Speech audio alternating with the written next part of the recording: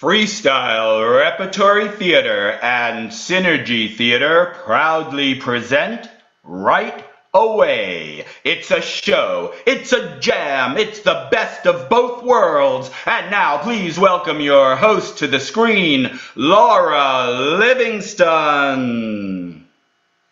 Hello, everyone. Hello. It's so great to be here and to have you all here. I'm Laura Livingston. I'm the artistic director of Freestyle Repertory Theater, one of the two companies that is hosting tonight's show. Right Away is a co-production between Freestyle Rep in New York City and Synergy Theater in Walnut Creek, California. We are two companies that are divided by a continent, but united in the belief that improvisational theater is a very important part of theater. We started presenting Right Away in May of 2020 out of a desire to keep creative people creating together in spite of the isolation and uncertainty of that time. And now, as we are all thankfully getting back to in-person, three-dimensional theater, we have found that Right Away actually helps us stay in touch with people in spite of actual geographic distance and time that we have spent not being together over the years as our careers have changed around. We are all enjoying it so much, including many people who come back to the jam time and time again, that we plan to keep on offering this as long as you keep showing up. Here's how the show works if you haven't seen this before. We have four playwrights tonight who will have 45 minutes to write a brand new play based on suggestions that they get from you folks in the audience. While they're off writing, everyone here that is in the jam will be doing some improv writing games. And I think you'll probably prefer to have a writing implement and a piece of paper so you can see what's happening on your screen. And after each game, we'll hear what as many of you written as want to read and are willing to read. I will say that the spirit of improvisation is it's all a process. What happens in the moment is great. It's very interesting to hear how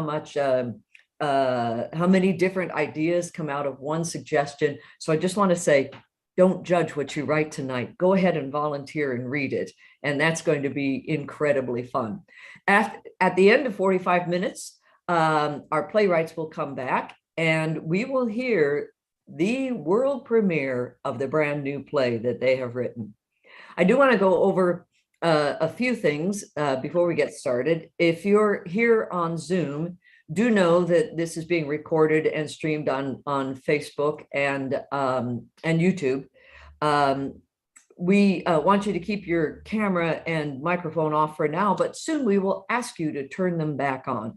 And that really helps a lot. It helps me know how the writing's going, and it helps all of us support each other and give each other thumbs up in our reading and writing. So when that happens, unless you're like selling elephant ivory in the background or something incredibly illegal or embarrassing is going on, go ahead and pop your cameras on, run a comb through your hair, and we'll have just that much more fun.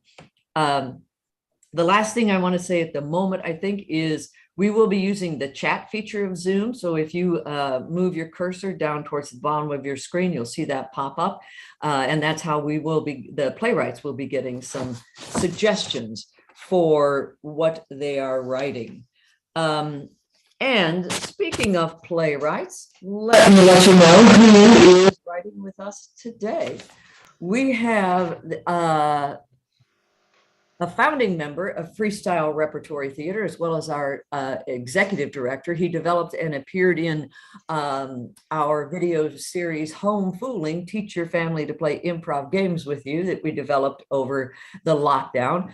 And lately, he's been exploring the art of teaching improv in New York City public schools while wearing a mask. He also works in New York City as an actor in scripted theater. Please welcome Mike Durkin. Mike. I am. Hey, everybody. Good to see you, Laura. Good to see you, Mike. You know that mask I wear when I teach the kids, Yeah. It's a Frankenstein mask. It really gets their attention, and they're terribly afraid of me. So I like that mask wearing thing. So, masks have become optional in New York City public schools, but really they're just pretty much going to have to ban them before you give up your Frankenstein mask. I give it up, I'll tell you right now. All right, Mike, go away. I need to introduce somebody else. All right. We'll talk to you a bit later. Our next playwright is a member of Theater West and the group rep in Los Angeles. Her writing has included a video series I find hilarious on YouTube called It Takes a Village, in which she and her friends explain things to us like electricity. She has a background in improv and has performed with Theater Sports in Los Angeles, Pulp Playhouse in San Francisco, Gallerama, Brain Trust, lots of other companies, including Theater Sports New York, which back when she was what it was known back when she was working with us, and now it's known as Freestyle Repertory Theater. Our old friend Clara Rodriguez, pop your camera on and say hello for a sec. Clara, you could even turn your microphone on. Hi. There you are. There you are. Thanks for coming over from Los Angeles, right? Is where you are? Yep. All right. What's your strategy tonight? How are you facing this challenge? I mean, to be like really aggressive. Uh-huh. I think that will work well for me. Will any mask wearing be included?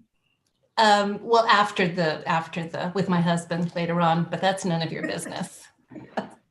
We're going to want to know more about that, but in a moment. All right. I want to get the other playwrights introduced here. We'll see you in a bit. Okay. All right, our next playwright, her playwriting credits include The Egg Game, which was done by Present Company here in New York, Over My Head, done by Ensemble Studio Theater, Enter Smoking, and Hollywood Nurses, which has been done several times, several different places. She's also written a lot for TV, for ABC Disney, Oxygen, PBS, NPR, which is radio, and Garrison Keillor, even, which is radio, a ton of other places. As an improviser, she created the improvised sitcom Character Witness for Freestyle Repertory Theater. Our old friend Sheila Head is here. Sheila, come on in. There she is. There I got my mask on. It's very nice. Because I think about other people. Thank you. But I'm here alone, so I'm going to take it. I don't know. There you are. I actually am beginning to feel more at home seeing people with their masks on.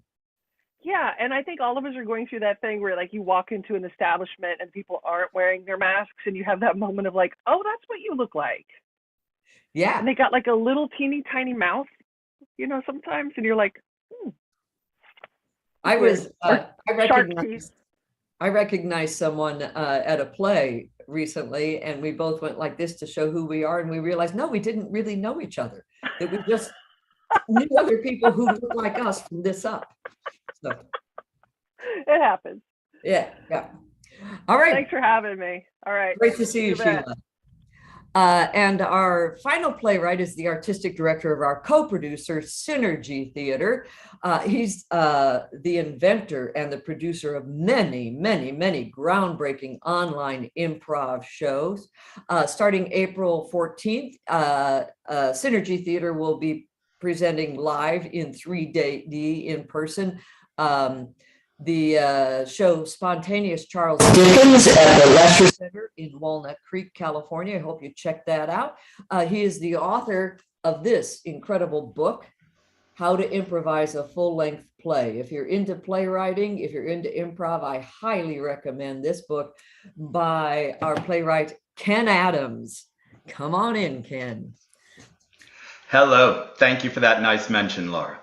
You bet. I wish I was there. I wish I could see it. Do you live stream things while you're producing them now as well? Some people are doing that. No, we do not live stream in the theater. So it's one of those little bubbles of make-believe, and you just have to be there before it pops forever. Which makes it all the more special. How wonderful. Well, let's get all of our playwrights back on. And people in the audience, if you haven't turned on your chat feature, this would be the moment to do it, because our playwrights are going to be asking for suggestions. Here's what we'd love. If you have an idea, for their suggestion, just type it into chat and they will choose one of those to base their play on. So, Mike, we introduced you first. Why don't you ask first? Here's what I'd like. I'd like to be inspired in some fashion by the title of a popular song. A song, when I say popular, it could be from the 40s. It could be popular, but it doesn't necessarily have to be like No One Comes Here Anymore. I don't know if he's talking about Twist and Shout. I like that one. Academic Autonomy. Wow, what a cool one is that? I Got You, Babe. I like all these.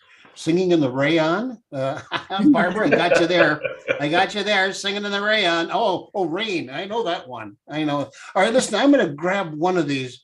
God, I like all of these. But I'm going to go with. I'm sorry, you guys. I'm so Lonely Blue Boy. I'm going to go with Lonely Blue Boy. Lonely. Who did that? Wow. Who did that song? I have to say, if you're watching this on video later, the Beatles were surprisingly well represented there, either in original tunes or cover songs. Very good. I think the next person we introduced was Clara. Clara, what would you like to get from us? Could I please have a time of day and an emotion? Cool. Here they come.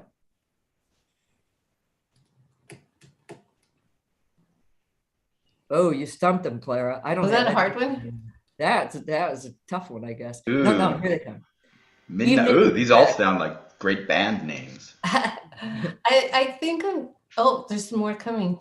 Daybreak and Wonder, Evening Dread, Afternoon. I don't even know how to say that word. Schadenfreude, Dawn, Tearful, Sentimental, Dawn, Sunset Romantic. Gloomy and the Gloamin'. Those are all good. I'm going to take Daybreak and Wonder. Daybreak. They're all great. Thank you. Gloomy and the Gloamin' sounds like a song they cut from Brigadoon.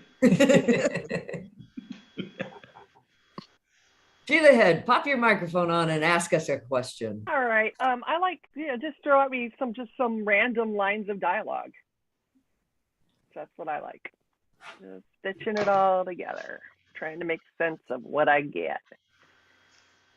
Here we go. It's all happening now. Just a line of dialogue. Doesn't have to be, you did what? You did what?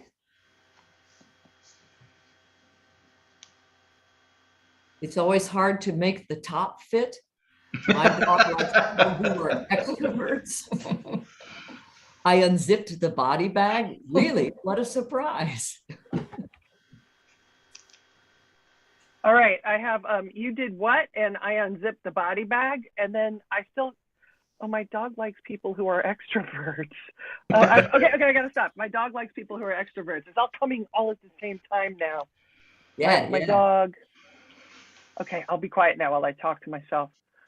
We pretty much got a play written here in Thank chat. you. That's why I do it. If you're watching this on video, that's why you should be here in person. You would see this play. Ken, what would you like from us? All right. I need 4 suggestions, but they're quick and easy, and they can come from different people. I need an indoor location where the play will be set, and then 3 items that are in that indoor location. They could be things that make sense or things that don't. Okay, so I see the basement as the location. Now 3 things that are in the basement. I see a rainbow flag, excellent. And I need 2 more. Oranges, good. Oranges and a robot, of course. Rainbow flag, oranges, and a robot. So wow. There you go. Loads of great stuff here. Wet wash rag, trash can, dog, booze came up a couple of times, but that's what we're going with. And in fact, let's just do a round and remind everyone what the suggestions are. Mike, what was yours? Mine was Little Blue Boy. Little Blue Boy. And Clara, you took? Daybreak and Wonder. Excellent. Sheila? You did what? I unzip the body bag. My dog likes people who are extroverts in no particular order. All right, all right. And Ken, what did you end up with? I'm still reading all these great objects we got here. My play will take place in the basement, and inside the basement will be a rainbow flag, oranges, and a robot. All right. All right, playwrights, we're about to send you off. Please remember, this is improv. Say yes to your own first idea, follow through on it. Whatever you write is absolutely great. Be brave. You've got 45 minutes. I'm starting this timer right now. Off you go. Cameras and microphones off. And as we are sending the playwrights out, I invite everyone in the audience to turn your camera on. Let's see who all is here. Grab that pencil and piece of paper if you haven't already. Are streaming on YouTube and on Facebook. So if you are up to no good and you don't want anybody to see the evidence, we understand. I will look, if you are volunteering and participating just via the microphone, I will look for you, but it helps me to have the camera on, and it helps everyone to kind of get that enthusiasm and support. I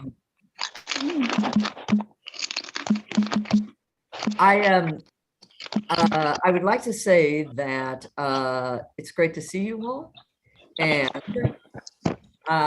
we're going to get started on our jam here. Oh, I should say, if you want to change how you're seeing us all here, you can float your cursor up if you haven't done this before to view, and you can watch us on gallery view or speaker view, however you like. That doesn't interfere with any of us and the way we're seeing this. And I think that's about all you need to know. Let's start this jam. You ready? Let's do a quick warm up here. I'm just going to say some words. This couldn't be simpler. I'm going to say some words. You write down the opposite. You write down their opposite. Ready? I'm hearing a lot of outside sound. So I'm going to turn some microphones off for some people. When it's time, you can turn your microphone back on. I'm just making sure we're losing some of this sound from that is a bit confusing for all of us. Okay, I think I got you here. All right, here we go. Here comes the list of words. First thing you write is absolutely right. Spaghetti. Brown. House cat. Hitchhiking. Hands in pockets. 4th of July. Book. Bitcoin. Flat tire. How was that? Was that too fast? Was that a good speed? We'll find out. Who would like to read theirs? Raise your hand if you would like to. I'll ask you to pop your microphone back on. I'll read the list and you just tell us all what you felt was the opposite. Karen Harrell, I see you volunteering. I felt it. I felt it. Yes. All right, you ready? Yes. Here we go. Spaghetti. Sauce. Brown. Derby. House cat. Fat. That's not the opposite of my house cat. Hitchhiking. Galaxy. Hands in pockets. Lint. 4th of July. Parade. Book. Mark. Bitcoin. Time. Flat tire. Fauna. Excellent. Cool. Who else wants to read theirs? We can go on if nobody wants to, but Alex does. All right, here we go, Alex. Spaghetti. Argonauts. Brown. Larry. House cat. Tiger. Hitchhiking. Waiting. Hands in pockets. Old. 4th of July. Christmas. Book. Novel. Bitcoin. Television. Flat tire. Running. Some of that oddly made sense to me. It's amazing. You'll see some of them in the chat. I was using the chat as my notepad, so everybody's got them. I saw that popping up as we were saying that. All right, I want to hear another one. How about Anath? Would you read yours? You may be one of the microphones I turned off. I don't know. It's off right now. No, read I turned mine, it off. Laura. Yeah. Okay. What's Yeah. that? I'll read mine. Is that Patty talking? It's Jennifer. Oh, Jennifer. All right, we'll read Anath's and then Jennifer. Here we go. Here come Anath's opposites. Here we go. Spaghetti. Noodle. Brown. Oh, just went blank. Okay, my screen went blank. I'm sorry. Oops. All right, you back with What us? was it? Okay. We got up to brown. Shit. House cat. Lion. Hitchhiking. Walking. Hands in pockets. Thieving. 4th of July. Never. Book. Spitting. Bitcoin. Not money. And flat tire. Round tire. Totally the opposite. I understand that completely. All right, Jennifer, let's hear your opposites. Here we go. Okay. Spaghetti. Meatballs. Brown. Grass. House cat. House dog. Hitchhiking. Driving. Hands in Steak. pockets. Change. 4th of July. Fireworks. Book. Pages. Bitcoin. Crypto. Oop. Oh, yeah. Flat tire. Free air. Excellent. Excellent. Very fun. Thank you, everybody. Let's see if we can extend this just a bit. Anath, you might pop your microphone back off just because of the ambient noise there. And this next one is really quick. All it is I'll ask you to explain something, and you'll have about 30 seconds or so to write it down. It's basically similes. I would like for you all to write down a couple of sentences, or maybe just one sentence, about how a glass of water is like the truth. Ready? Go. How is a glass of water like the truth?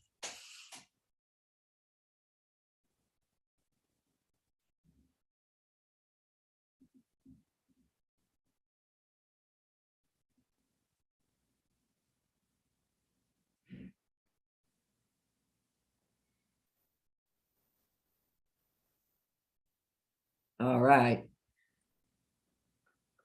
Yeah, let's hear. Barbara, how is it? A glass of water is clear, simple, and refreshing. Exactly like the truth. All right. Anne, you want to read yours? A glass of water is like the truth, as it's clear, movable, and fluid. Clear, movable, and fluid. Totally. Jane, let's hear. How is a glass of water like the truth? Oop, away she went. Oops, something happened to Jane's camera. I think she wasn't volunteering. She was trying to fix something. Taylor. Can you hear me? Can you hear Yes.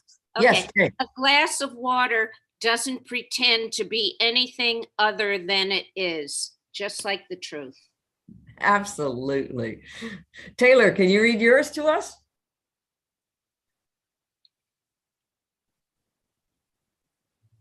Your microphone is off, Taylor. It's There we go. sometimes brown and dirty. All right. Dante, we haven't heard from you yet tonight.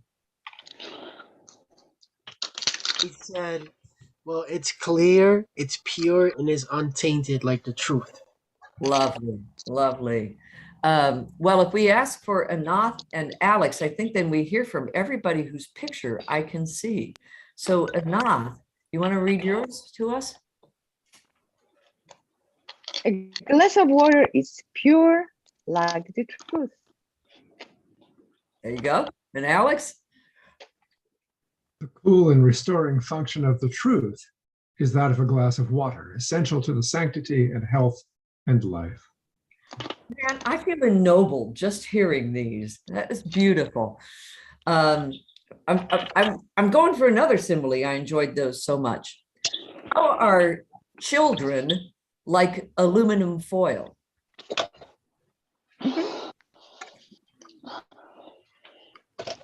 Could you repeat it? How are children like aluminum foil? Aluminium.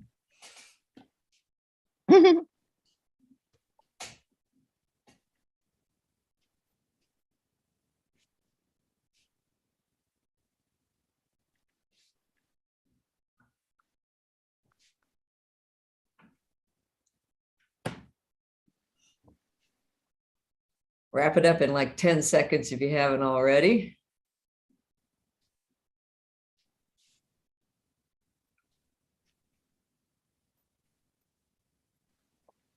All right, let's hear some.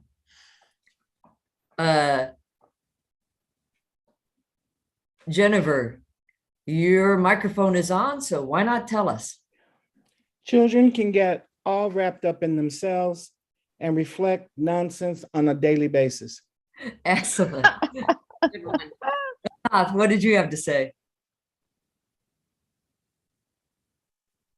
Anath, you want to read yours? Oh, I did. Yeah, of course, yes. Children's smiles and giggles sparkle like aluminum foil when it creaks with the noises. Lovely. Jane, let's hear it. Yeah. They both like to make a crunchy sound. Yep, that's true. That's true. Yeah, Barbara. Oh, Barbara, I can't, I'm not hearing you. Are you speaking? Children are brilliant, resilient, and long-lasting. Cool. Patty's not on screen, but she's raised her figurative hand. Let's hear it, Patty. When new, children are shiny and reflect light, but after being mishandled, they can never be fully straightened out. Oh, wow. Wow. That is cool. That is, oh, we have to pause for a second. These people have only 32 minutes left, our playwrights, and we need to send them a suggestion. So here is what I would like. Let us tell them that a character notices an object or a thing in the setting. What have they just noticed? Just type it in the chat there. Let's see some of these suggestions. An ostrich egg, of course. Yeah. A dead bird. Wow. E.T., a diamond ring, a carburetor, another brick in the wall, which is a suggestion we've had already. A dripping umbrella. All right. All right. You know, in improv, we always go with our first suggestion, and perhaps I get a little tired of that. So I'm going to go with the last one I just saw, which is a dripping umbrella. And I'm going to speak it into this phone here because my typing is so bad. For the first time, a character noticed a dripping umbrella. There we go. That ought to keep them busy. Okay, you want to try another one? Let's try this one. How are taxes like a cell phone?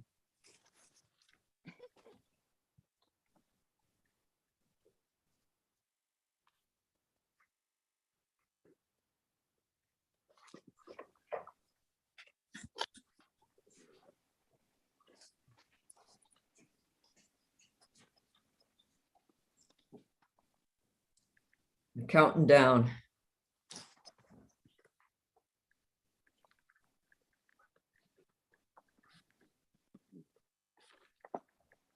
And Barbara's ready. Let's hear it, Barbara. I can't figure them out, and the penalty is life altering.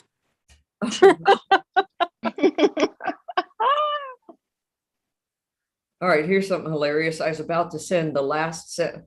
I was about to send the description of that to the playwrights because I left my microphone on. Cool.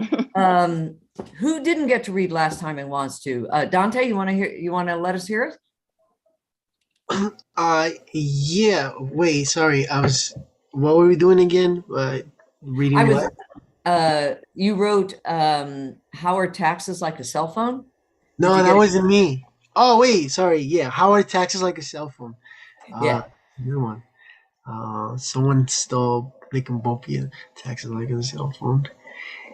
Everyone has taxes, but all ev- they're all pay more or less. Like cell phones, people have cheaper cell phones and more expensive cell phones. I don't know. Totally makes sense. Totally makes sense. Okay. Who else wants to read their analogy? Anna, let's hear it. Paying taxes is like charging the iPhone. Always. Always. Absolutely. Anyone else want to go on this one? Taxes are like a cell phone because the bill is never zero.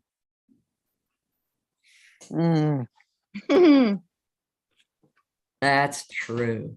Excellent. Lovely. All right. I got another game here. You ready for this one? Yeah. This will be a bit longer.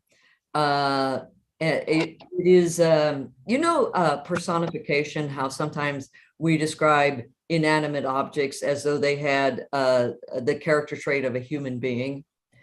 I would like to give that a shot, a couple of shots, and write for a couple of minutes. And the first one I suggest is to write a description of a tea kettle that in some way is witty. A witty tea kettle. Ready? Go.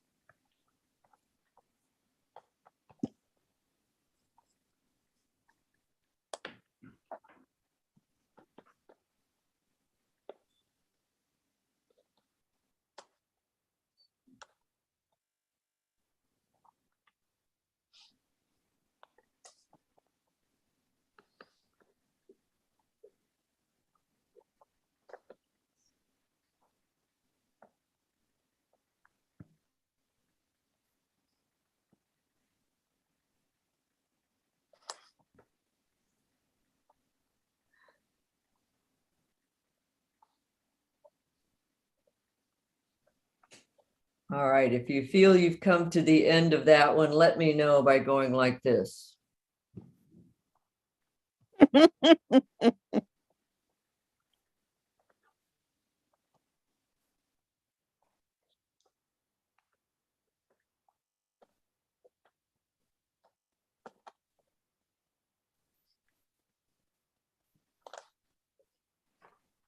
Yeah, did you do it? Yeah.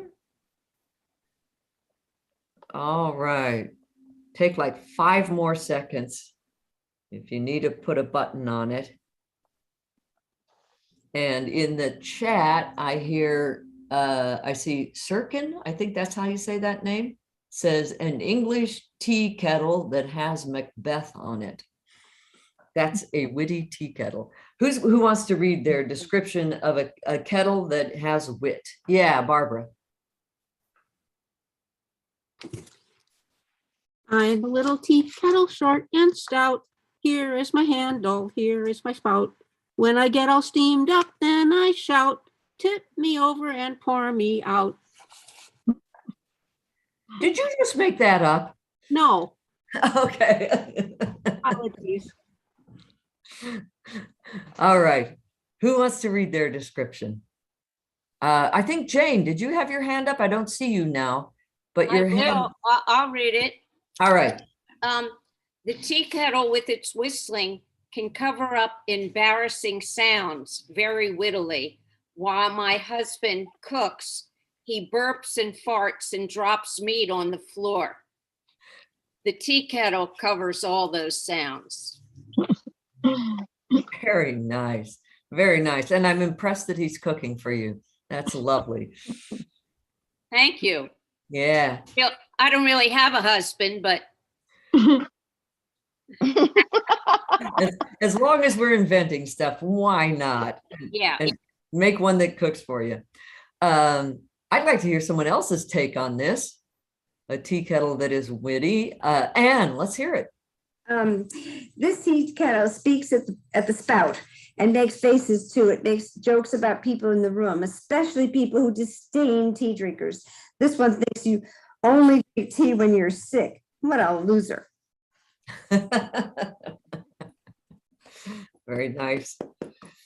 Have I gotten, I'm looking in my participants here to see if anyone without their camera on, which is a bunch of people, has their hands up, but I'm not seeing it right now. So who that I can see wants to read theirs?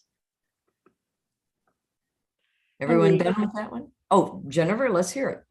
The tea kettle winks when the water is hot. Nice. Yeah. All right. This one I was surprised because Jennifer, you said you began work on a piece that had in an old workshop of Ken's, and I'd already thought of this prompt that and it almost sounds like you've done this already.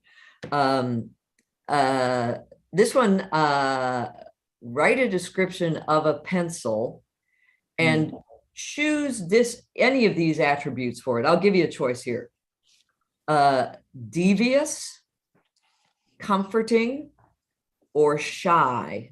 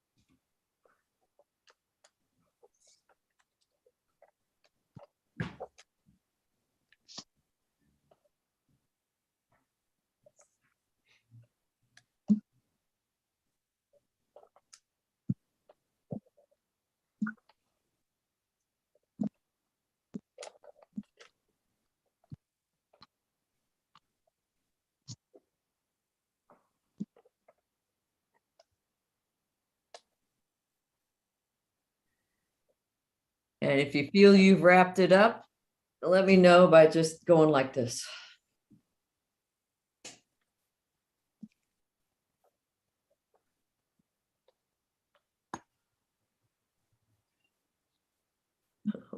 That works too. Yeah.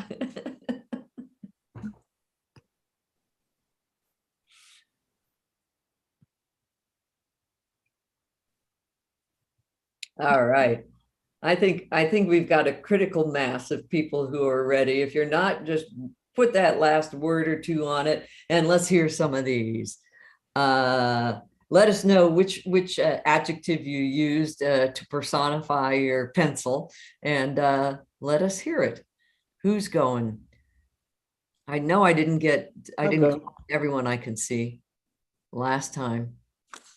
So if you didn't read and you wanted to get in here, otherwise, Jennifer is raising her hand. Let's hear it, Jennifer. The devious is the word that I selected. The devious pencil took control of the scribe and hurriedly began to write his demise. Chilling. Whoa, cool. High five. Karen, did we hear for? Yeah, let's hear it. All right. I went with devious also.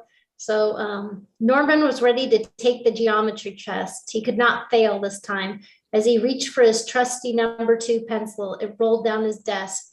It landed on the classroom floor and proceeded to roll out the door into the sunshine. Very elusive. And yeah, a lot of avoidance behavior there. Anath, what did you get? A shy pencil. I am a very shy pencil. I shy away from bold statements. I use passive verbs only. I try my best to be invisible. Therefore, I break my point whenever feasible. Oh, I chose that one too. Mine is my shy pencil refused to speak today. Little description of writer's block there. Let me see. I've lost track of who I haven't heard from. Anne, and then Barbara, and then Alex, if you feel like it. And let's hear it. Anne. I tell you, shy. My pencil is so shy, it rolls under the sofa, over my lap, around papers, anything to hide itself. But I always find it somewhere and make it perform. Nice, nice. Barbara, you were next. Shy and comforting. The pencil hid in her pocket until they arrived at the park, where it could relax and breathe while she wrote a poem. Nice. Comforting pencil. Alex, did you want to go?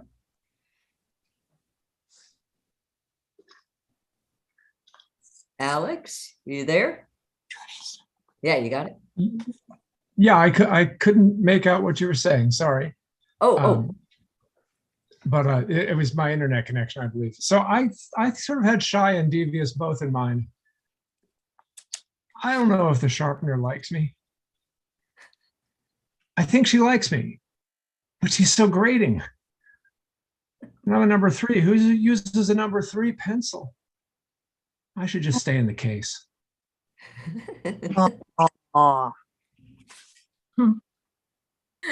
A pencil monologue. I love it. And Jane, I think you were raising your hand. Yes. All right. My pencil is so comforting.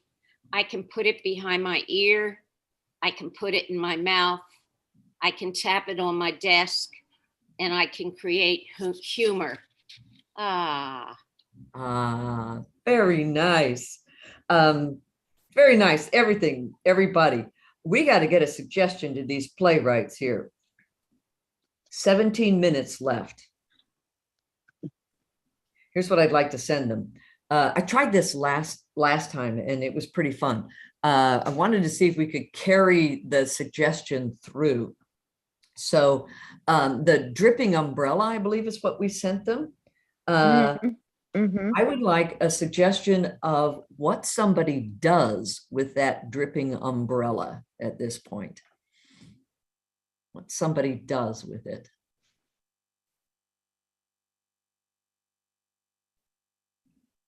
Snaps it in two.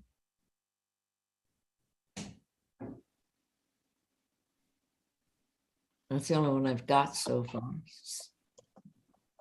Shakes off the mist, does a tap dance with it, shakes it out, takes it to the lab to do a study of the blood on it, puts it in an umbrella stand, shakes it off. I just feel I have to go with does a tap dance with it. I'm going with that. Here, bear with me while I talk to my phone. A character does a tap dance with the umbrella.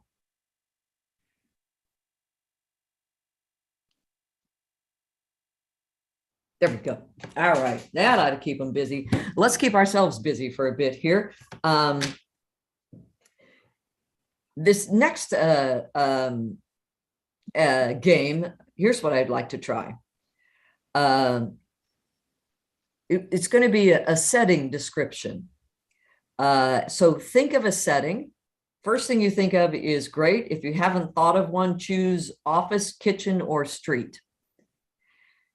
And then a mood in this setting. If you haven't thought of the mood, choose either warm-hearted, complaining, or foreboding.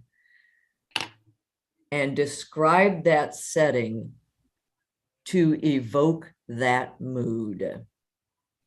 For instance, if I was writing about a farm that gave the feeling of greed, I might say something like the hogs fought each other for the slop or something like that.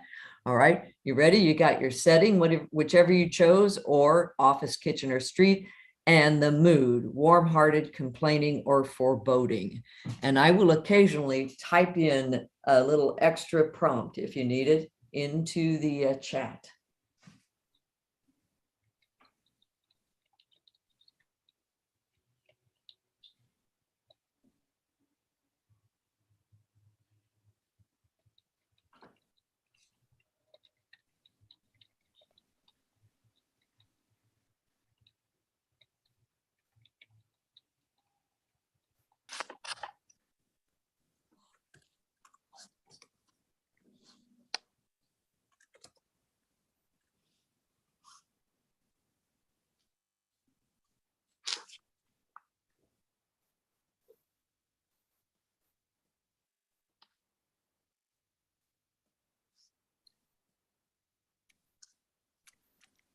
Actually, rather than typing it in, I'm just going to say, describe a smell.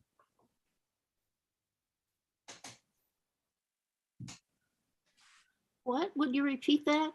Describe a smell in your setting.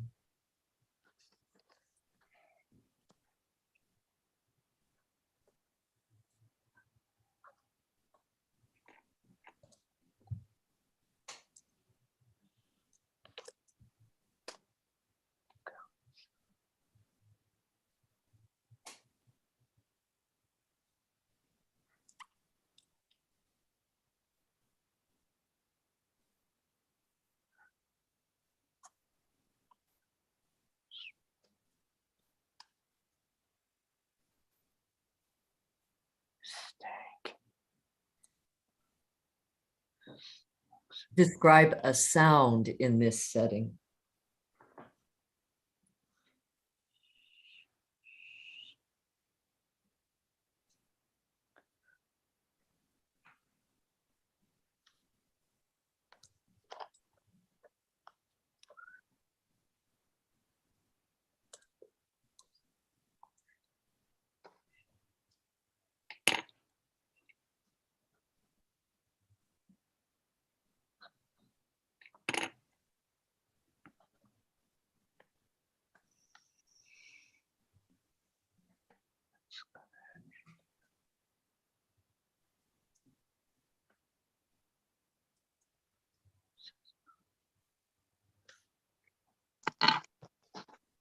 And what is a texture that might be felt?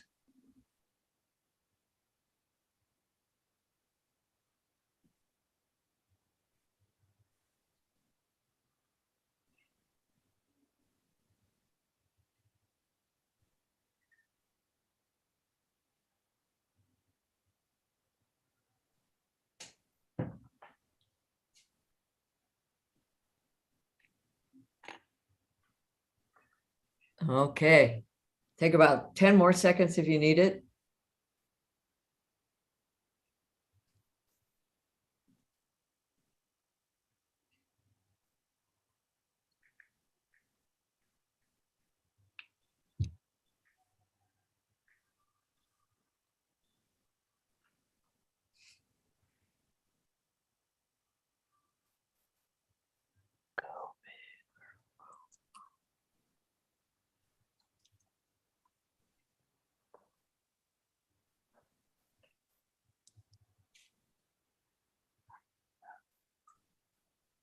All right.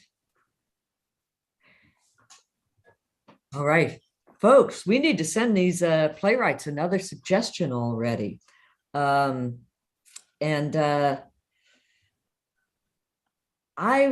about this? This umbrella causes something to happen. I have no idea what an umbrella might cause to happen, but what might it cause to happen?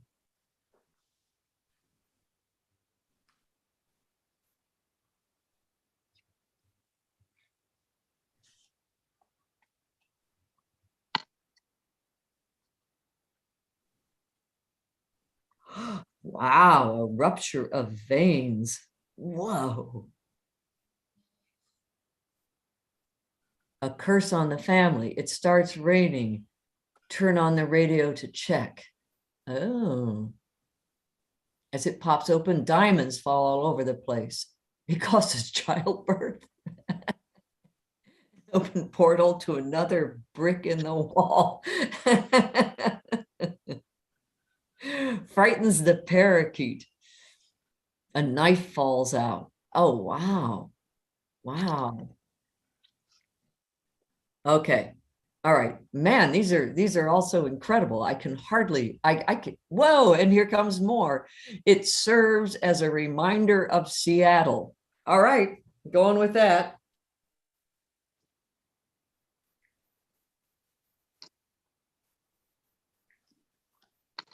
The umbrella reminds one of the characters of Seattle. And they speak about it in a monologue.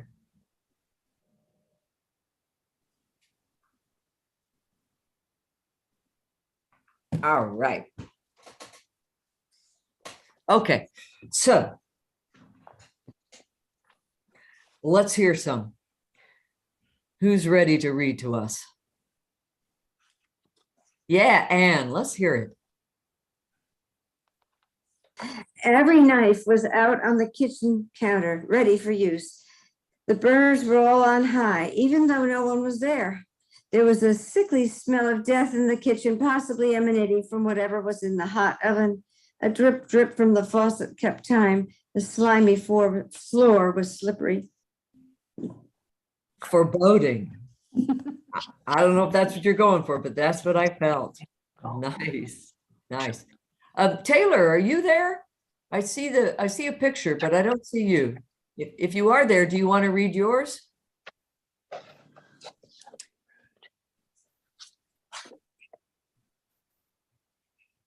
Your microphone is off, Taylor. Darn. Try that. Yeah. Can you hear me? Okay. Yep. I had kitchen warm-hearted, kitchen in a farmhouse, cottage core from central casting, except it's real. Baking lemon bars, creamy, lemony, sweet, and crunchy, from a recipe from my grandmother. The kitty walking on the counter, making a beeline for lemon curd in the bowl. The kitten falls in, so now a bit of cat hair in your recipe. Knotty pine floors and a wall with a silverware bullet hole in it. Sometimes birds sneak in. Oops. Thank you. Thanks. I thought for a second I muted you there, Taylor. Thank you. Very nice. Patty, I think your hand was up. Your virtual hand is up. Sure. Yeah. What was your setting and mood?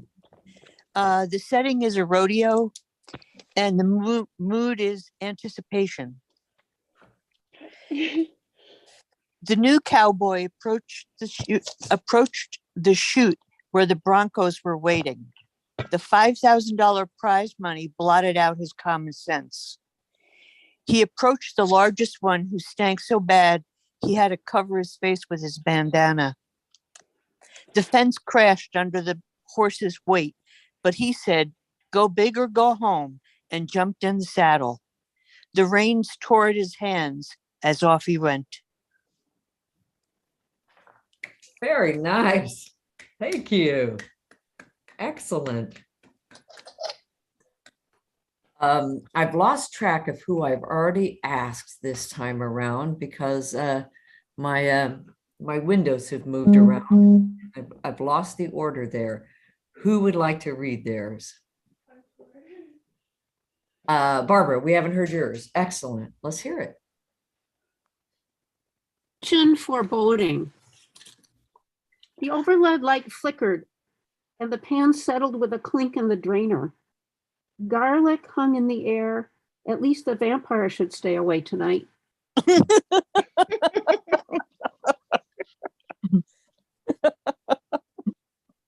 All right. Dante, do you have something you want to read? We haven't heard from you for a bit. Sure. Okay, so we are in a psych ward, but we feel really optimistic because we look out the windows through the bars and it's so sunny and warm. It's so green. There's birds singing. There's a water fountain. And there's even a rainbow from the summer rain. Yeah, that's about it. That's very nice. That's very nice. I want to hear some more of these, but these playwrights only have about 4 minutes left. And why don't we send them a line of dialogue that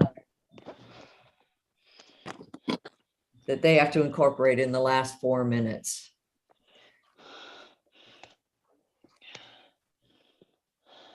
A line of dialogue, something one of the characters says.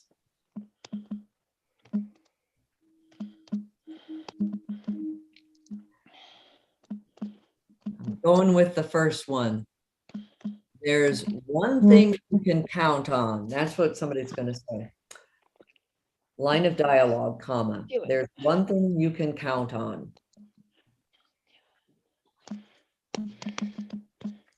That is the last suggestion. Is the last suggestion.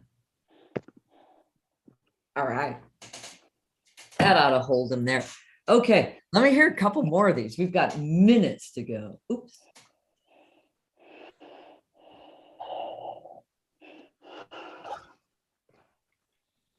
Bear with me a sec. I've got to remember to turn off my microphone. I end up sending them entire sentences that I'm saying to you folks. All right, let's hear another one of these place descriptions with a mood. Karen, what's the place and the mood? I did office and foreboding. The filing cabinets that lined the right walls were ancient, like Egyptian sarcophaguses. There was the smell of old coffee, composting documents, and something else, something that had a metallic blood-like aroma. The office chair, when she put her weight on it, creaked like the old cemetery gate. She put her hand on the desk and encountered something sticky, something congealed.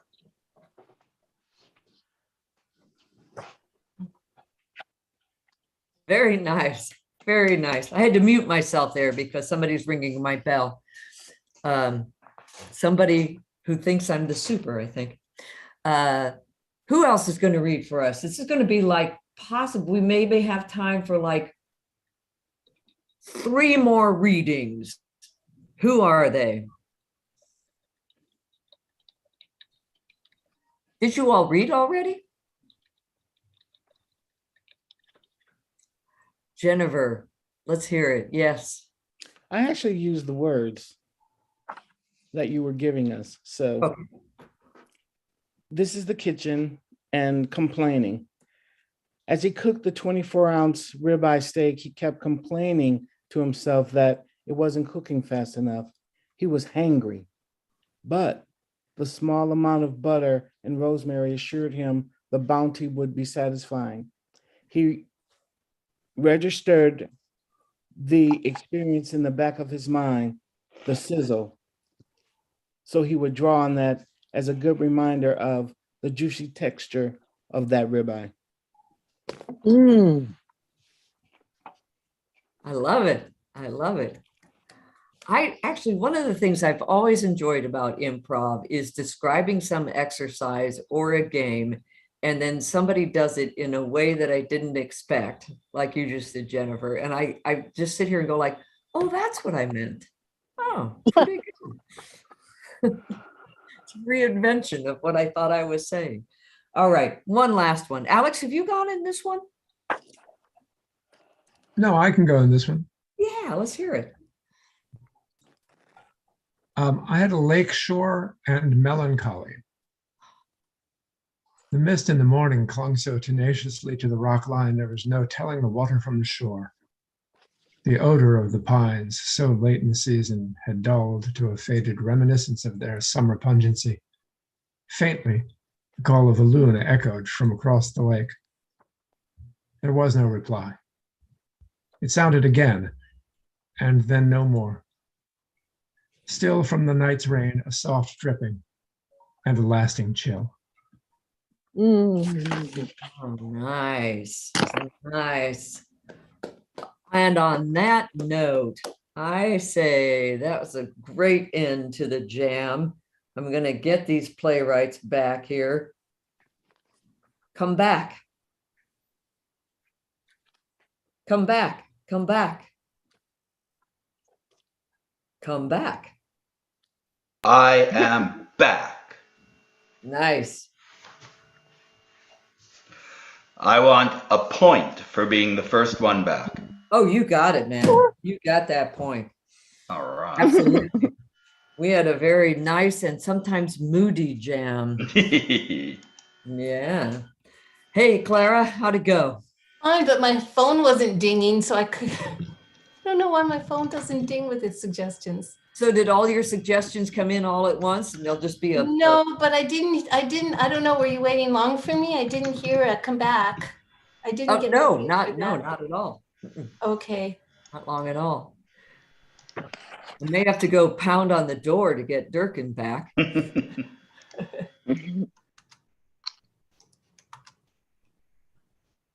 I'm going to do that.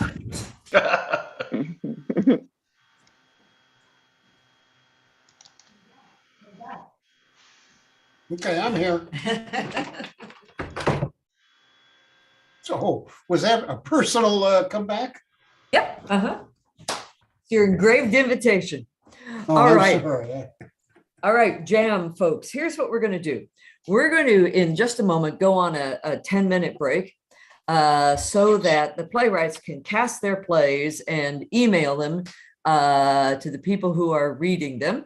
And at the end of 10 minutes, please come back. In the meantime, feel free to leave us, turn off your camera if you like, your microphone. We will be coming back at 33 minutes past whatever hour you are in. 33 minutes after that hour. So off you go. Refreshments are on the house. Have a great intermission. It never gets old. I love it. I love it. In person, I still, a la Sheila Head, say when they come back, did you have a good intermission? Did you intermiss me? All right, Sheila, come back. Tell us who's going to be in your play. We'll start with Mike. Mike, who do you need? Oh, I need, I need two people. Well, you know what? How about Clara and Sheila? All right. All right, Clara and Sheila, and it makes no difference, but I'm going to say, all right. I'm going to say Clara is number, I better see this. I better look at my script real quickly. I'm going to say Clara is, say Clara is number 1 and Sheila, you're number 2. Okay. All right. All right. Clara, who do you need? I would like Sheila and Ken, and Sheila will play Wendy and Ken will play George.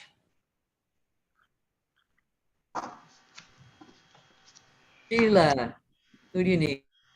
I would like Clara to read the medical examiner.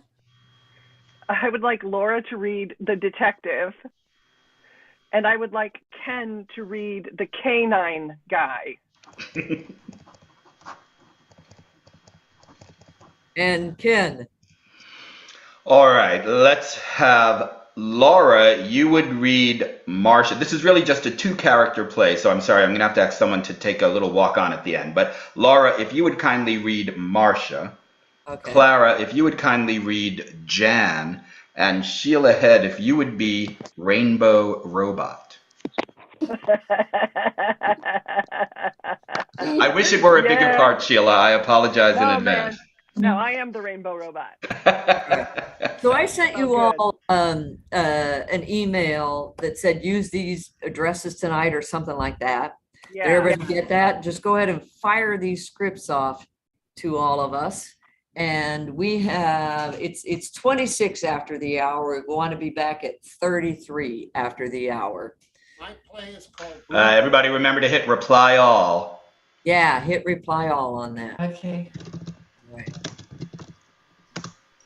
Apologies for all the bad spelling and the, the What mess. is that sound? That's the dryer, that's the washing machine. Jeez.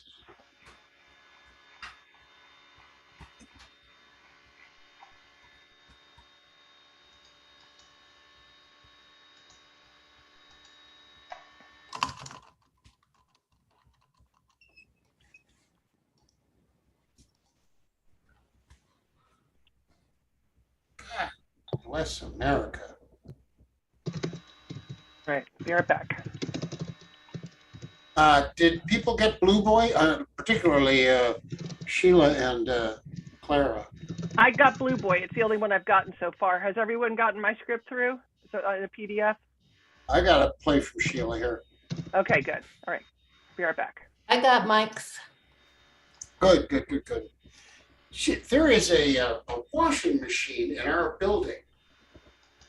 God, jeez, it sounds like a 747.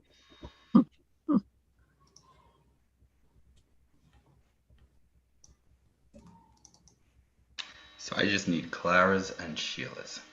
I sent mine, Ken. Get off my back. No, I'm just talking out loud, the ones I'm in.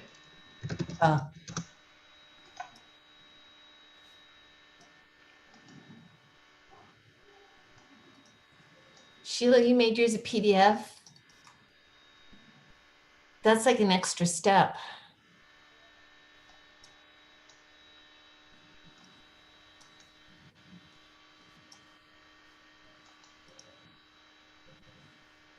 You might remind.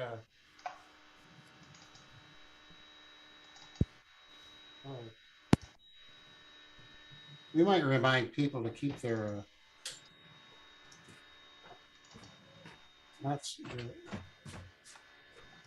their microphones off. Not us, but I see. Oh, no, okay. K9 dude, all right.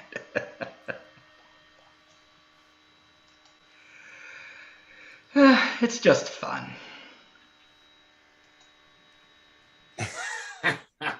It's just fun.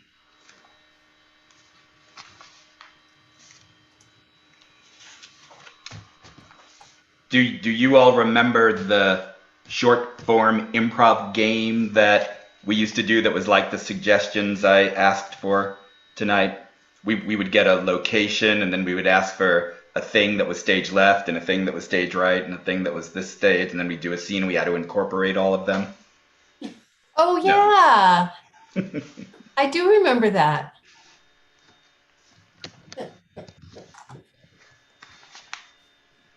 The other thing I remember, one of my early Clara Rodriguez memories is a theater sports show from the West Side Arts Players, and West Side Art Theater, and we were doing He Said, She Said, and I think it was you and Wendy Dillon, maybe, I don't know, but you were endowed as being a bad pantomime. And when Wendy said she was so bad she could not mime her way out of a paper bag. And then for like the next 4 minutes, you were trying to get out of a paper bag that you were in. More applause. That deserves a... I remember before my very first performance in New York City ever at the West Side Theater, Clara Rodriguez. I'm about to go on stage, and Clara looks at me and she's like, "Are you excited?" And I was like, "Yeah, I'm excited." So she's like, "Okay, but here's one thing: just don't suck, okay? Because you're on stage with me." And I started laughing so hard I was crying. And then they called our team on, and I was just a laughing friggin' mess the whole time.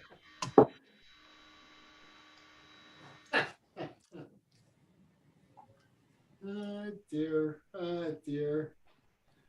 I have a Sheila Head theater sports memory that makes me laugh still to this day too, and that is I don't remember who you were on with, but you were doing one of those everyone dubs for everyone else scenes. So you're on stage playing a character, but you're all dubbing for someone else, and you. Sheila was good at that. I remember you were really good at that. I can't quite remember who was who, but the bottom line was someone else on stage, maybe Peter. I have no idea, but they were dating your daughter, and they they had rubbers, but they were old and like they were open. And the line that sticks out to me is Sheila had making, I guess you were making someone else say to you, "I think a young man ought to be responsible for the upkeep of his rubbers."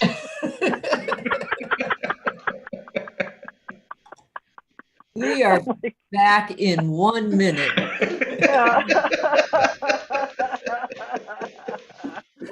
Oh my word. All right, I gotta get Clara's back up here. All right, are we ready to come back, folks? All right, let's do it. Hey, audience, come back, audience. Grab your refreshments, join us back in the theater. And while we're gathering here, let me take this opportunity to say I've typed, I'm a terrible typist, but I've typed in something that resembles the website of our theater companies. And if you go there and if you feel like making a donation for tonight's, that would be where to do it. Also on Facebook, we have a group called Right Away Afterwards. And you can go on Facebook, look that up, and it's a closed group for people who have something to say about what happened tonight, or want to tell us about what they're working on, or anything that might come up as a result of tonight's performance, or just your writing in general. While we do these readings, we're going to ask you to keep your cameras and your microphones off. But we have found that when a play ends, if you want to pop your camera back on and your microphone back on and just give a little applause or something, we like that. It reminds us of being in shows. If you want to mess around with what your screen looks like, you can go down to your video icon, click on that caret, go to hide non-video participants. You can scroll on that, and that'll make it when you have your camera off and we have our cameras off, you don't see all of our names there. And that might make things look nice to you. And I think that's about it. Yeah. I'm going to just remind us all of the suggestions that we had going on here. The first one was a character finds a dripping umbrella. The next one was a character does a tap dance with the umbrella. The next one was the umbrella reminds one of the characters of Seattle, and they speak about that in a monologue. And the last suggestion was a line of dialogue. There's one thing you can count on. Those were the suggestions everybody got. Playwrights, when you introduce your play for us tonight, you can set the scene for us, and we would really like for you to remind us of what your individual suggestion was. Michael Durkin, we're all going to pop our cameras off here, except for the people who need, and let's hear about your play. Well, I have the honor of having in my cast Clara Rodriguez and Sheila Head. And these two people, I don't have to really say, my suggestion was Lonely Blue Boy. And is that Taylor over there? Taylor, you want to turn your camera off, old buddy? And Jane D, I think, oops, yeah, Jane D, I think your camera is on too. I don't know if Taylor even knows that he's got his No, camera mine isn't on. on. Oh, it's not, huh? Okay. I'm going to check on this and get some of these cameras off for You you. can't see me, can you? Ah, Yeah, oh, yeah, we can see your black screen. I'm going to turn your Oh, I'm sorry. yeah, there you go. And is Taylor's off now? Yes, I turned Taylor's off. Okay, great. Cool. Now I'm still seeing a big black box where Jane's camera is. yeah. Let me see what I can do about that. Bear with us, Jane. I'm looking for you. I'm going to turn your camera off for you. I think I can take it, Laura. All right, do it. Okay. So my suggestion was Little Blue Boy, and I don't have to set up anything. I think you'll all get it. Have a grand time. These are a couple of great actresses. See you later, everybody. Ladies and gentlemen, the grand premiere of Lonely Blue Boy. I thought it was bigger. Somehow, anytime I saw it in an art book, it looked bigger.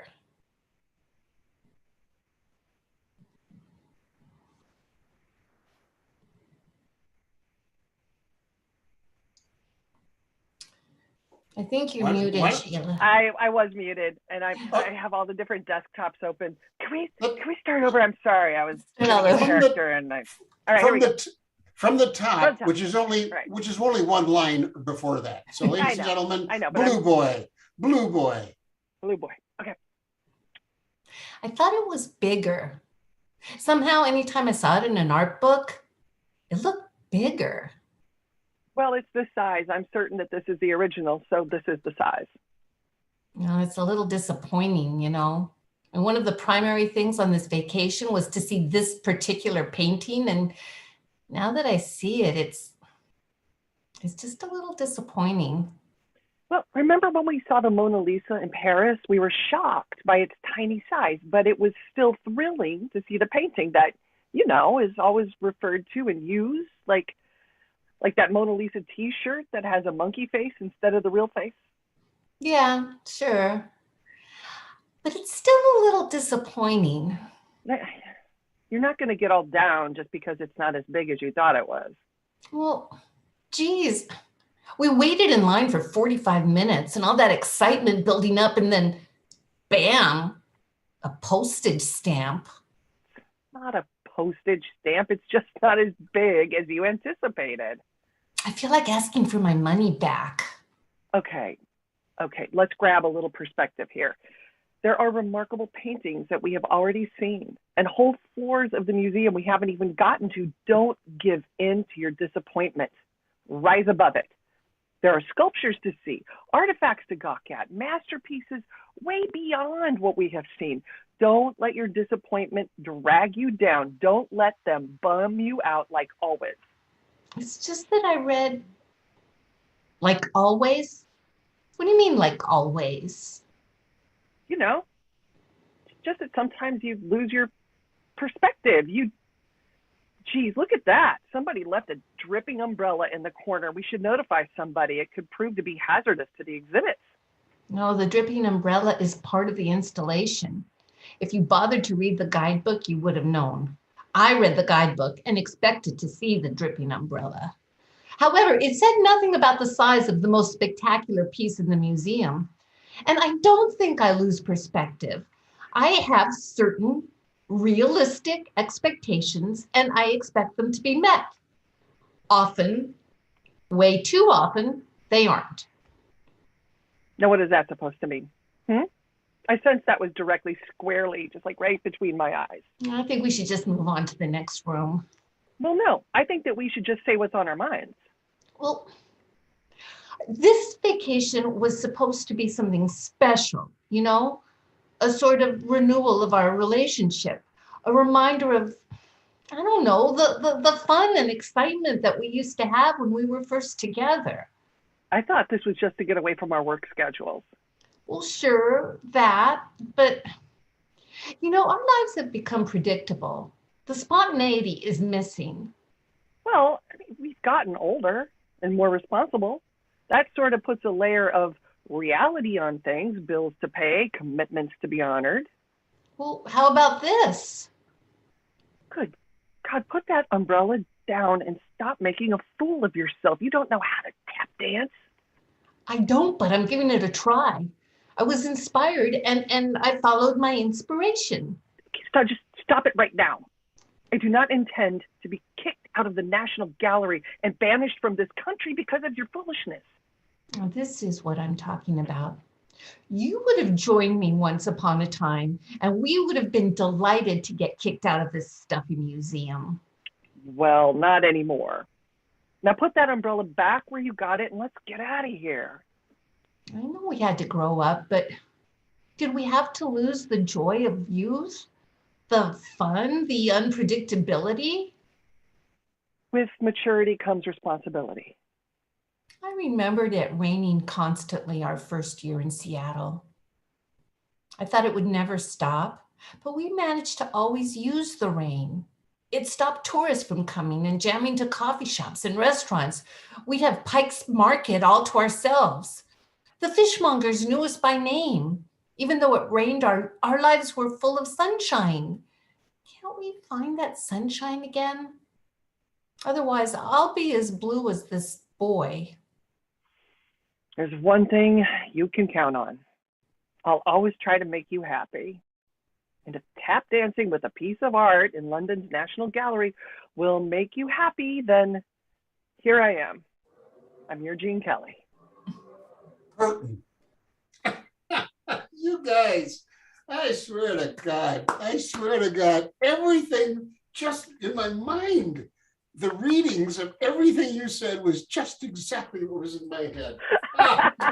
Brilliant. That's awesome. Brilliant. Thank you so much.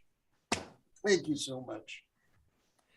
I just want to say my reading is not going to be that brilliant, but okay.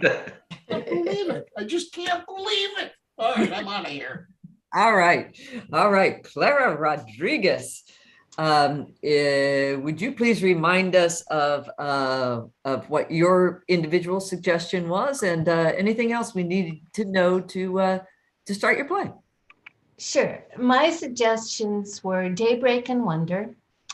I gotta say, I'm pretty sure I fucked up with the ending. I think there was one of the suggestions I think I missed. It's improv. It's impossible to fuck up. And yet I did. Okay, I would like to read just the setting at the beginning, and then there's one place halfway through or so where there's a stage direction that I'll be reading, okay? Otherwise, but I'm gonna turn off my my camera for that. And my readers are Ken and Sheila. Okay, let me just find it again. Here we go. Daybreak and Wonder. Setting, an empty park at dawn. At rise, George and Wendy, wearing disheveled evening clothes, are sitting on the ground. I wonder what time it is. Well, it's dark, so I guess it's daybreak. I guess I must have dozed off. Yeah. Oh, was I snoring? Only a little. It's because of the tequila sunsets. I probably shouldn't have had so many of them. Well, they were good. Yeah. Yeah? I guess I just want you to know that I don't usually do this kind of thing. Oh.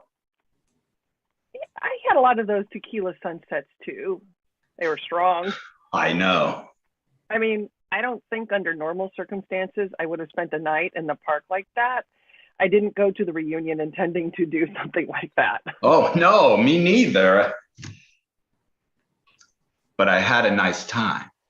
Yeah, me too. He looks around. What's wrong? I can't find my underwear. I think it's in the fountain. What? Don't you remember?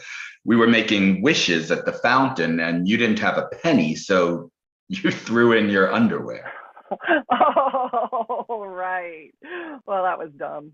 It's the tequila sunrises. They make you do dumb things. Apparently. Well, anyway, I had a nice time seeing you and, catching up about the old days, Cindy. It's Wendy. What? You thought I was Cindy? What? No. You called me Cindy. Did you think I was somebody else this whole time? No, I just, you're not Cindy? Cindy Beavis? I'm Wendy Olson. In high school, I was Wendy Cooperman. You're married? Sort of. Oh, geez. We probably shouldn't have had so much to drink. So you're married. Does your husband mind? I mean, is there going to be a problem with you staying out all night? Nah, he won't care. Hey, that's weird. Your umbrella's still wet. Oh, yeah. I guess it's from the dew or something. What? You were dancing in the fountain. Do you remember? Last night, you acted like Gene Kelly and you danced in the fountain. Oh, geez. No, I don't feel bad. At least you still have your underwear. Yeah, there is that. Mm. About your husband. So are you like separated or something? I mean, could I maybe see you again? I don't want to cause any trouble. George, you're a really sweet guy. But I'm kind of a mess right now. My marriage is crap. My kids hate me. You have kids? 3 of them, 15, 13, and 11. They hate me. It's the age. Kids that age all hate their parents. That's not all.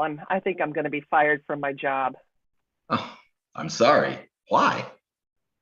I embezzled some money. Shit. I have money problems. Sounds like. But well, I bet it's not as bad as it seems. Get $350,000 from the pension fund. Wow. Yeah. It's been a rough week. Wow. Yeah. And so you're not Cindy? Did we know each other in high school? Were you in any clubs or anything? I have to confess something. I didn't actually go to Grossmont High School. You didn't? No. Well, I don't understand. Why did you come to the reunion? My neighbor went to Grossmont. She told me about it. I thought maybe I'd have a nice time. I mean, it's a chance to get dressed up, have free snacks, maybe dance or something. I don't know. I haven't really been making good choices lately. Oh. Well, I guess there's nothing wrong with it. I mean, you didn't hurt anybody. Oh, actually, I did hit somebody with my car in the parking lot. What? She's fine. I called 911 and they took her away. Oh. Oh, so that's why there was an ambulance. Yeah, I suck. Hey, don't be so down on yourself. He starts to sing to the tune of Singing in the Rain while dancing with the umbrella. Hey, don't be so sad. Hey, don't be so sad. I know your life sucks, but you should feel glad. The sun's coming up and birds are about. So give me a smile and I'll give you a shout. The world is okay at the top, and today is your day at the top. Some things could be worse, so don't. Okay, can you just like stop? Just stop. What's wrong? You don't like my song? I don't deserve it. I'm sorry. I just don't feel great about myself right now. That's okay. I get it. So, about your husband? He works for the city. Oh? The Department of Water and Power. That's impressive. He works in the sewer. Ah, We met in Seattle. It was raining. I had an umbrella. Actually, it was blue, just like yours. Anyway, I was spinning my umbrella around, just kind of whimsically because I was new to Seattle and I still liked the rain. But then I hit him with it. I poked him in the eye and I almost blinded him. The doctor in the emergency room said that a quarter inch over to the left and Roger would have been blinded. wow. Yeah. So after I took him to the ER, we exchanged numbers, so that I could pay for his medical bills, but then I didn't have money. So after a while, he threatened to sue me.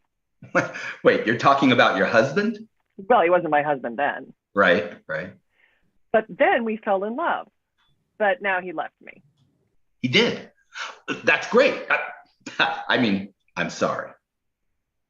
Yeah. So, would you like to maybe go out sometime? I guess. As soon as I find my bra. The end.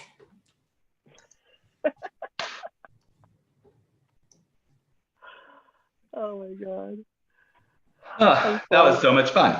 Oh my God. I could feel the Clara Rodriguez in it. And I almost laughed my ass off so many times. I want to go somewhere and see an evening of Clara Rodriguez plays now. I do too. Awesome. There's always going to be a twist to a Clara Rodriguez. My screen kept reminding me that my microphone was off because all that sound it was making was supposed to be broadcast there. But very nice, Clara. Thank you so much. Thank you. Thanks, Sheila. Kat. You were great. Thank you. Sheila, you're up next. Pad for me. I'll read script. Oh, I got it. The stage directions. I had some lines of dialogue and they were, you did what? I unzipped the body bag and my dog likes people who are extroverts.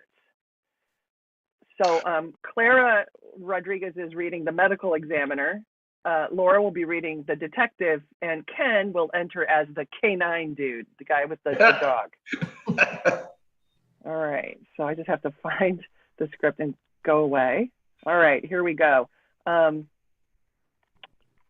on, just getting back to the top. Okay, so this takes place by the Hudson River. The medical examiner examines a body. Okay, 2 bullet holes. No, wait. Might be a puncture wound. 2, probably. Maybe made with a fire poker. Oh, hell, I don't know. A detective walks up. So what have you got there? Dead guy, person, dead male, Caucasian, dead Caucasian male. I can see that, but why is this person dead? Well, these 2 holes here, probably. I mean, they're pretty deep. I wouldn't want 2 holes like that right through my chest or thorax. In this general area, a big hole would be a really big problem. So what caused the holes? Not sure yet. Maybe a fire poker or a golf umbrella or a really sharp stick. The detective scribbles notes. Then again, this person might have drowned. Might have? Look, I just got here like 20 minutes ago. I unzipped the body bag. You did what? Yeah, one of your people zipped him up. So yeah, I know. I'm supposed to zip the deads up, not your crew. You're supposed to let them sit and rest while I do my thing and my team does their thing. But someone was thinking outside the box and it's really throwing me off my game. Hey, who the heck zipped the dead person up before the medical examiner got here? Canine dude enters with his German Shepherd. Oh, hey, you want to talk to me? Did you zip the dead guy up before the medical examiner got here? Yeah.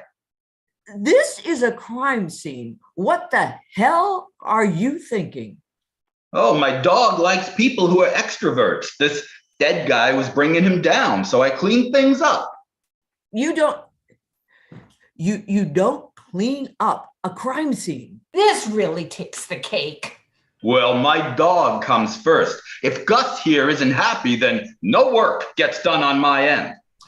Why is the canine unit here? Why are you here at this scene? Crime scene, yeah? Obviously. Yeah.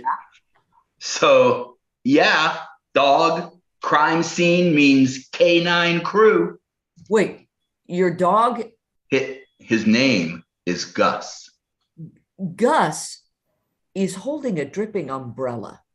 Yeah, Why? he's not allowed regular chew toys. Also, it was raining earlier and he hates getting his ears wet. Makes sense. So should I just zip this guy back up and take him to the morgue? The entire crime scene has been compromised because of Umbrella Dog here doesn't like introverts, which I actually find really insulting. Why? I'm an extroverted introvert. I mean, I can get by at parties, but I take a Xanax and half a beer because it makes me so nervous.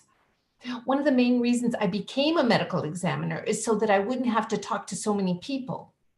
That's sad. Your best friend is a dog, you loser. Whoa, whoa, whoa, whoa, whoa. Hey now, let's take the tone down a notch.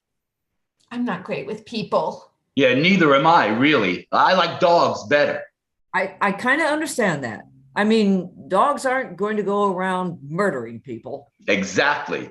Dogs don't murder people. People murder people. Yeah, so back to that. What killed the guy anyway?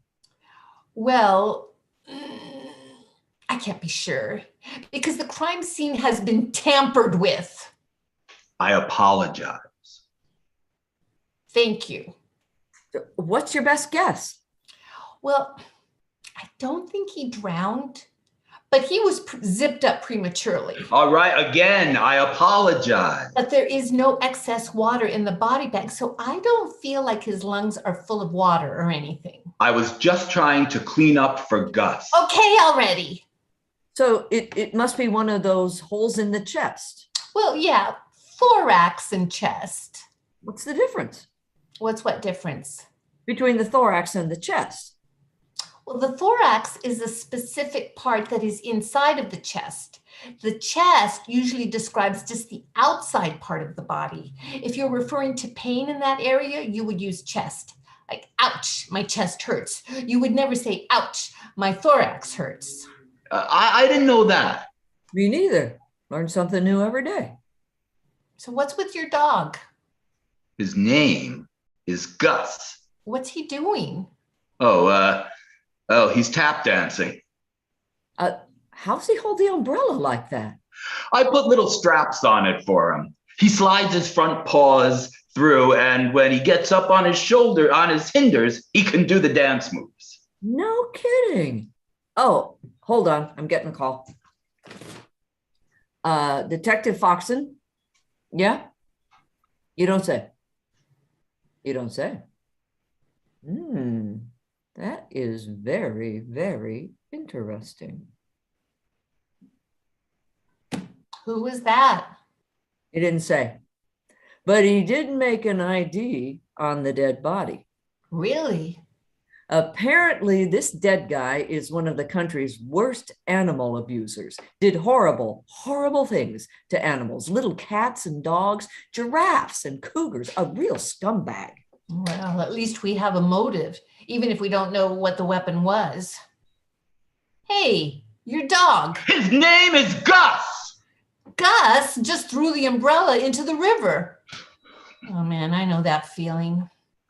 I lived in Seattle when I was going to dead body school, and it always rained there. I mean, it never stopped. And every day you had to have an umbrella, and everything was always wet. My shoes and socks were always wet, and my umbrella was always dripping. It's like an umbrella didn't even make a difference. I threw my umbrella into the port too many times to count. I got so sick of the rain. It's like it didn't even make a difference. Oh man, I feel you, Gus. Well, I guess we're done here. Yeah, I guess so. I guess we're searching for some radical animal activist. I guess so. I'm gonna zip this loser back up. Whoa, Gus the dog just spit on the dead guy. There's one thing you can count on. What's that? Everyone hates animal abusers. We may never find the murder weapon or the killer, but one less awful person is in the world is A-okay with me. Look at that. Gus the dog kicking dirt all over this scumbag. The end.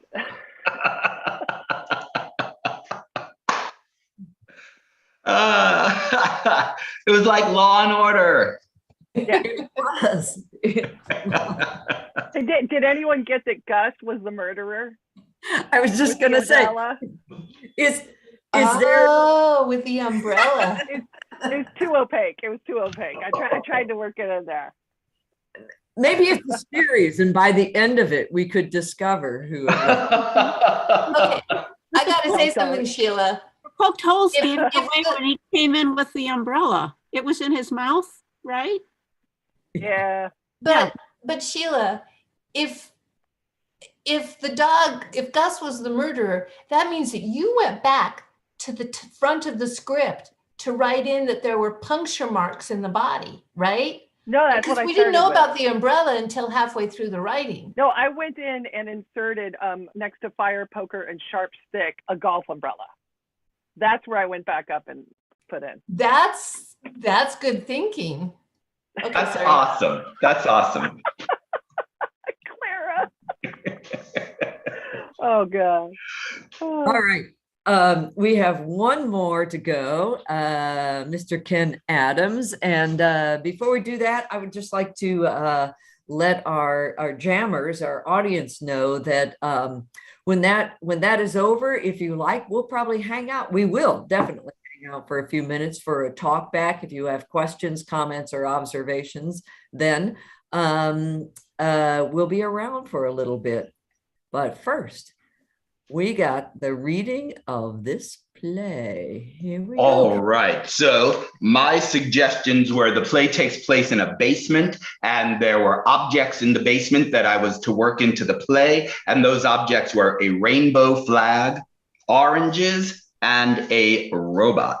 So I will just set the scene from off screen. Laura and Clara, your two characters will start on. Sheila, your character is on stage all the time, but you don't need to enter until you speak a little bit later. Okay. All right. All right. Good. All right, so I'm out of here and I will read the necessary stage directions. All right. The title of the play is The Rainbow Robot. At Rise, we are in a basement. An android lies on a slab. Reverse the polarity on the Ion Plus renumerator. Yes, doctor. Attach the radiomagnesides and bring the gel replenisher back online. Yes, doctor. The moment is here. It's here, I say. It is here. Yes, doctor. You still have doubts. No, I don't. Jan, my friend, I know that the past 6 years have been difficult. No, not at all. You lie. I know it's been difficult for you to forsake your family, your friends, your career at the Smithsonian Institute of Artificial Intelligence, and stay down here in this basement with me as I pursue my fevered obsession. No, not fevered, impassioned. You resent me. I don't. I believe in your vision, your mission. Look at her, Jan. Look at her lying on that medical table. She is beautiful, doctor. Yes, she is. Only a little skin, a metal carcass filled only with potential. And for 6 years, you have worked by my side and seen me through failure after failure as I tried to bring her to life. I have never lost faith in you, doctor. She is beautiful, is she not? Oh, yes. My finger hovers on the switch. If I fail, then it will be over forever. Oh, no, you mustn't give up. The world needs her. Does it? Yes. Look at the world. Look at the horrible, horrible world and the hate that consumes it. The world needs a hero. The world needs a champion of love, acceptance, and celebration. The world needs Rainbow Robot. Oh, you have reminded me. Her superhero suit is ready. Let's put it on her before we throw the switch. You are playing for time. Oh, you're afraid. Yes, you're right. I'm afraid. Well, be brave, Doctor. Yes, yes, I shall be brave. Bring the oscillating refurbagator online. Online. And raise the level to 17. 17. And now, no, I can't. I can't. Just as I thought. You are a coward. Please, Jan, don't. You are afraid to throw that switch. You are afraid to fail and afraid to... What? Say it. Just say it, Jan. Just say it. Afraid to let me love you. I'm not. You are. We've worked together now for 12 years, Doctor. 6 on the surface and 6 down here in the basement. All day, every day, together. That umbrella hanging from the ceiling and dripping. Where did it come from? I put it there. I put that there 3 years ago, Marcia. And each day I douse it with water so that it drips. But I haven't noticed it until now. Yes, I know. That was my way of proving to myself that you are blind to your true self. I knew that as long as you didn't notice the dripping umbrella, you would be afraid to admit your true feelings for me. But on the day you noticed it, that would be the day that your eyes would open not only to what was hanging from the ceiling of this basement laboratory, but to what was hanging in your heart as well. Jan, Doctor, Marcia, love, acceptance, celebration. Those are the ideals that Rainbow Robot will fight for when we bring her to life and set her free onto the world. But how could she ever come to life? How could she ever come to life when you, her mother, her creator, have not embraced those same ideals yourself? It is you who keeps her dormant on that table, Marcia. Quiet. It is you who prevents her from taking breath, from rising into the air, from blasting out of this subterranean prison and spreading her love throughout the world. Stop it. I can't love you, Jan. I can't. I see. Well then, forgive me. I will douse the umbrella and we can both pretend that we are not so painfully aware of its existence. Jan, please understand. My mother was the head neurorobotic immunology at Stanford. My father invented the priozactomitic Cylon chip. The pressure to live up to the high standard and prove myself worthy to be their daughter, it's overwhelming. How could I ever have time in life to love somebody, even somebody as beautiful and smart, as wonderful as you? How easy it is to make excuses. How hard it is to tell the truth. Enough of this. Enough. You are my assistant, and this is a laboratory, and we have work to do. Fine. Then throw the switch. Throw it! And bring your creation to life. Or are you afraid? Do you hover above the precipice, afraid to take the final step for fear of falling to your death in the crags below? Afraid?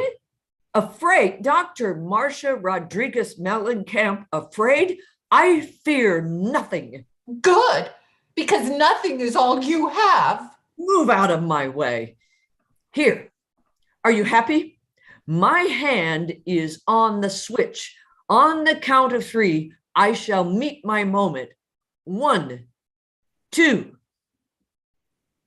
3. Ha! She throws the switch. Nothing happens. Nothing. Nothing. Nothing.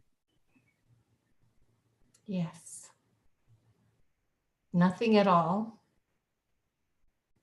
Perhaps it's the eyes. Perhaps using those 2 mandarin oranges for its eyes is a mistake. Maybe the acidity of the citrus is interacting with the mellow cathartic systolic, causing it reflux and fyric cascade. God, Marcia, it's as clear as the nose on your face.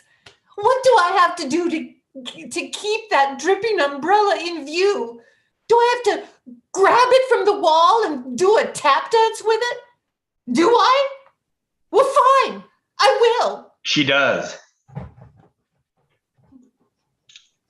There, I am tap dancing with this dripping umbrella, Marcia. Do you see it now? Do you see me now? Stop it. No, it's the good ship, lollipop. It's the good ship, into bed I hop. Well, singing in the rain, yes, singing in the rain. There, I did a mashup. Now do you see me? Now do you see this dripping umbrella? Yes, yes, I see you. God damn it, I see you. Marcia runs to Jan and they kiss a long, passionate kiss. Oh, doctor. Jan, it's Rainbow Robot. She's coming to life. Quick, engage the aeropeptic dicyanide. Engaged. I live. Rainbow Robot leaps from the table. She's beautiful. You're beautiful. Yes, I am beautiful. My mission parameters are synchronized. I must fly out of this basement. Wait, memories. That dripping umbrella is triggering a memory chip. But whose memory? Mine. I gave her one of mine. Seattle, it is raining. I am standing by the base of the Space Needle. I see a woman, a beautiful woman with a bag of fish of Pike's Fish Market. She's wet, and I know at once that I'm in love with her. Everything that ever once had mattered to me matters no more. I only care that I meet that woman, that I have her close to me forever. The day we met. Yes. You offered me your umbrella. Yes. Oh my. Is that dripping umbrella the very one? Yes. It's the very one. Jan, I love you, Jan. I love you. Yes. I know. I am off. Wait, before you go, come and stand underneath the rainbow flag that's mounted on the wall. I'll take a picture. Rainbow Robot poses and Marcia takes the picture. And now I am off to spread love, acceptance, and celebration to the entire world. Rainbow Robot bashes through the wall, digs her way up to the surface, and flies off. Darling, are you hungry? Yes. Well, there's one thing you can count on. When a superhero robot flies off for the first time, she will always leave her oranges behind. Yes. Yes, Marcia. She will. Marcia picks up the 2 oranges and gives one to Jan. They cuddle together on the floor as they begin to eat. Blackout. End of play.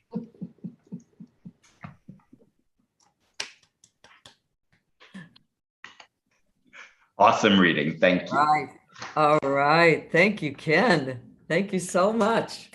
Thank you, everybody. Thank you so much for coming. Thank you for coming continuously, some of you, and others dropping back in.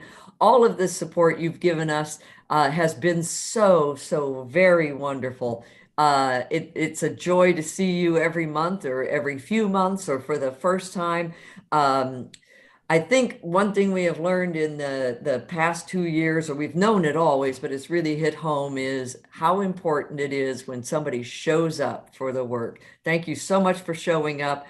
I encourage you, if live theater is coming back near you, three-dimensional theater, show up for that. I was just speaking with a friend today, and he has just started going back, and he said, you know, it's kind of strange, but I forgot how much I love it. And I have felt that way just walking into one theater after another. Every time it's like, wow, I love this. Thank you all for loving it. Thank you for coming. Let's pop all the playwrights back on and give them one last round of applause. Thank you so much, folks. Thank you.